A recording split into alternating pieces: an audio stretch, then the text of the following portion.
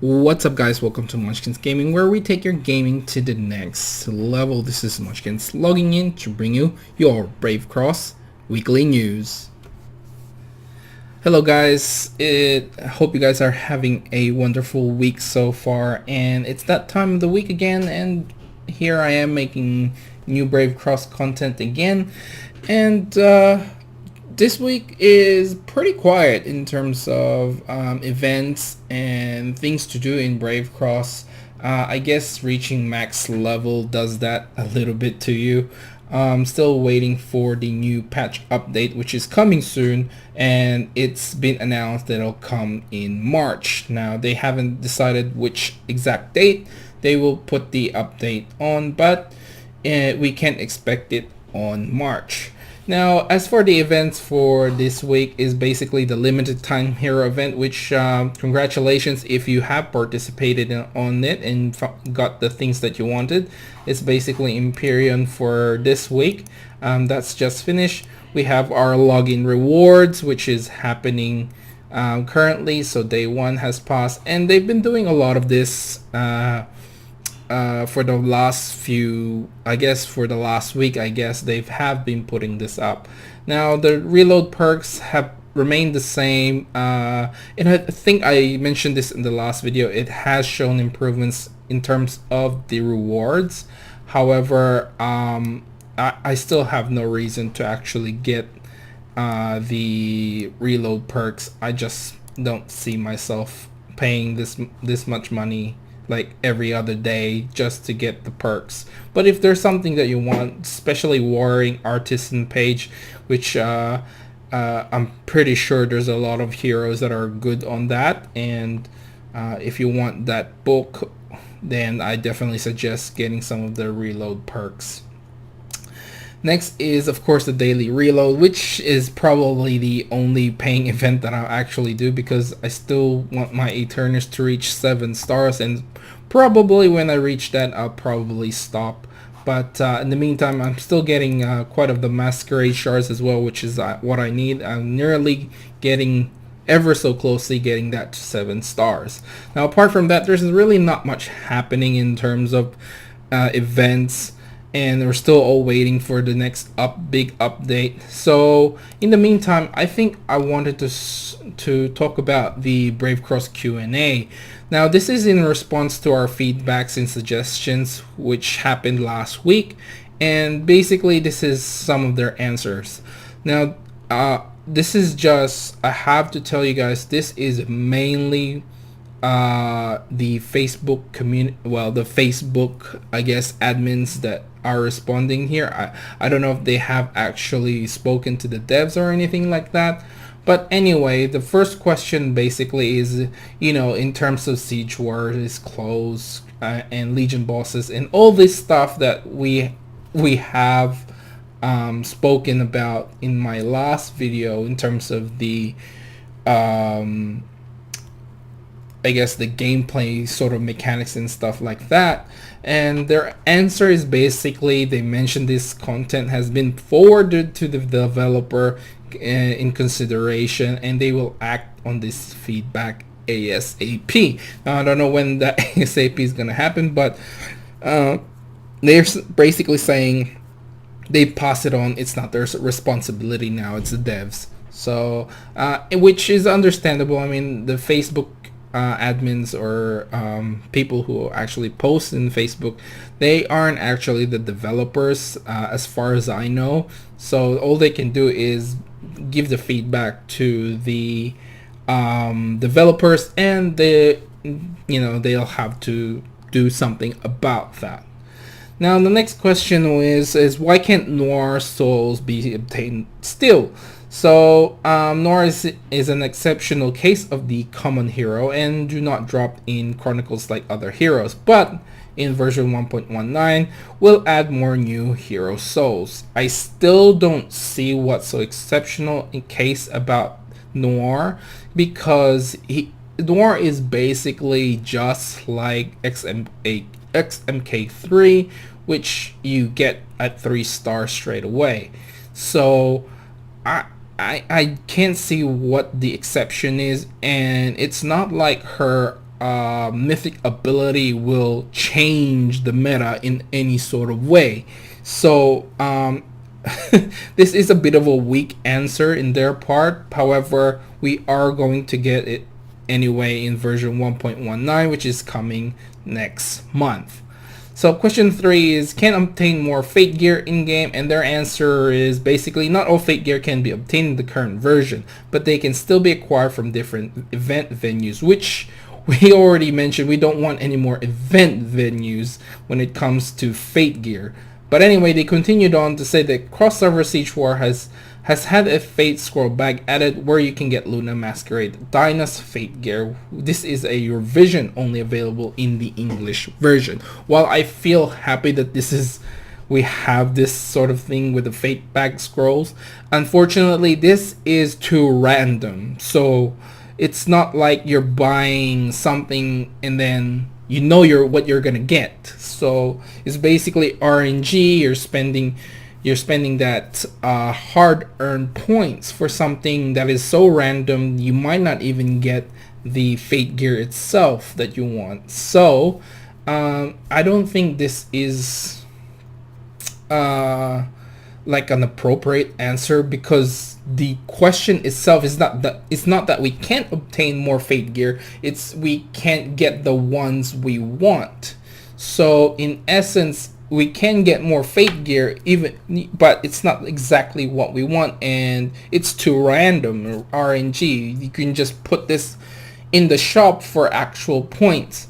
So especially Luna and Masquerade, I guess, and Dynas isn't so much, but Luna's Fate gear should be up there, as she has been out for quite a while. So the question itself was changed to can't obtain more Fate gear in game. It's that no, we can obtain Fate gear, it's just not the one we want. So there's a bit of a twist in that question. Anyway, let's go to question 4, where heroes are unbalanced, with some heroes being too overpowered, which is Frostbow, Red Mask. Some rare heroes are too weak, especially Dynas. Now they mentioned Dynas will be buffed in version 1.19, so please stay tuned to other hero changes as well. Now Dynas has been getting buffs, I think every major patch, where well, not major, but every other patch she's been getting buffs and buffs, but it can't seem to get to the point where he can get balance. But hopefully with the next update this will happen. He just probably needs a little bit more damage. That's what people are asking, because honestly his damage is so weak that it barely goes through the shields. So next question is, there's too many layer coins, too little arena honor. Their answer is, the arena is a field that requires challenge and competition, and it is natural that the lower ranked players obtain less arena honor.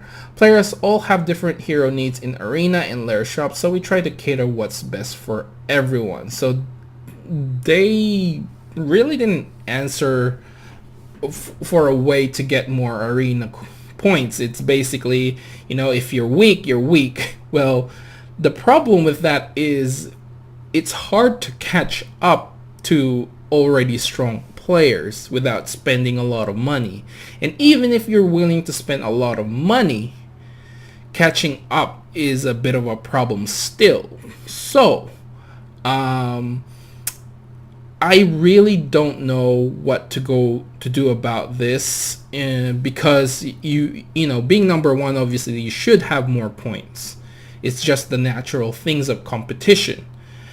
But I think maybe the daily rewards should be a little bit more, or the actual fight itself. Let's say right now, if you win you get 20 honor points, and if you lose you get 10. I think we need to increase that, so when you're winning you might get 50 instead of the 20, and you might get 20 if you lose.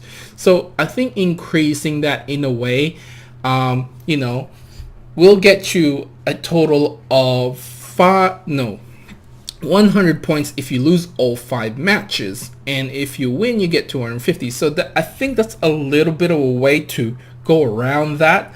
So hopefully they do watch this video, and maybe we can sort of suggest that in a way, because um, I know there's a lot of honor points that I use to upgrade my relics, so all my points goes there. So, and some people want heroes from arena in the arena, so let's hope they do listen. Now, question number 6 is one of the big ones. Why not increase the Gold Bandit's HP? So their response is basically, Bottle of Dawn Pass also gives gold and is the advanced version of the Gold Bandit. This is, I'm a bit torn with this. I do, because for me as a player, I have been doing Battle of Dawn Pass, and I am getting in a higher level every other time. So I'll succeed my first try and then I'll fail the next one. Just not enough stronger red moss or whatever the case may be, or I get hit with a cheese like Red Masanum does in one hit, or whatever the case may be. That does happen. And if you are a weaker player, there's no way you can beat Battle of Dawn Pass. So if you are like a starting player, you want to beat Battle of Dawn Pass, well, too bad. If you don't have Faded Red Mask, you can't beat that freaking fight. There's no way. You need a Faded Red Mask, or there's no other hero, front hero, that can survive Marcus's attacks. There's just no one. And even if you have the strongest Dragoon there, they will eventually fall. So, in saying that, that's my response to that. It's not a good answer in my opinion, but that's my own opinion. Anyway, they did leave some questions for us in terms of the first question. We've had 4 different weekly deed periods so far, and have received different criticisms in each iteration. What sort of thoughts and suggestions you have about weekly deeds? Now, I haven't really thought a whole lot, but the main one I can think of is when you release these weekly deeds, they shouldn't be releasing one thing every day. They should just release the whole thing. Like, here you go. This is your mission for the week. This is and it's all listed and it's all unlocked and ready for you to open. So people don't miss anything, so that once they see it, yep, I'll do this, and it just works much better that way. But that's my own opinion. You can leave a comment below and see what else you can think of. But in the spur of the moment, while recording this, that's the main thing I can think of. And of course, blocking the free-to-play players to complete it is not an ideal way to do the event as well. So reloading, I mean, that's just not right. Forcing players to reload in order to get 100% for the weekly deed, and I think that's just a little bit pushing aside some of your player base. So those are my opinions for that. So question 2, in daily reload, most of the rewards are concentrated in the 5-day bonus gift period. If you miss a day, the losses would most likely be dear. What do you think if we reduce the 5-day bonus gift and buff the 5-day value pack? So when it comes to this, I don't really know what they mean by buffing the 5-day value pack.